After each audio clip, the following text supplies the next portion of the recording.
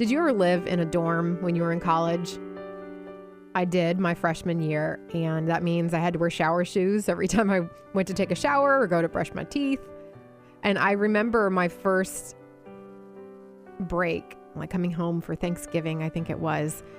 And I took a shower in my shower at home, and I remember feeling the porcelain tub on the bottom of my feet and actually noticing it because I hadn't felt that in so long.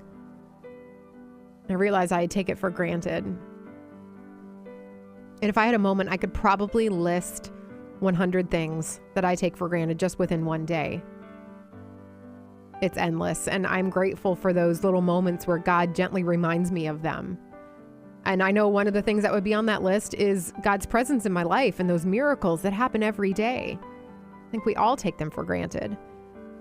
And in today's gospel, it's Matthew chapter 11, Jesus is lamenting that the towns where he basically set up his headquarters, they had become immune to his words and to his presence. In verse 20, it says, "Then he began to reproach the towns where most of his mighty deeds had been done, since they had not repented." He compares them. He says they're worse than the worst towns that ever existed because these people, had Jesus actually in their midst, and it had little effect on them. And I have to stop and think what Jesus would say about my life, my town.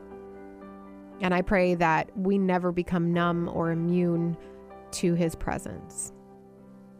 I pray that we will always have a passion and a zeal for Jesus because of who he is and what he's done.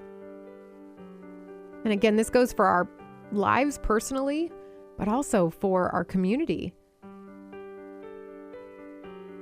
for our nation. But it starts with us. It starts in our own home, in our own neighborhood.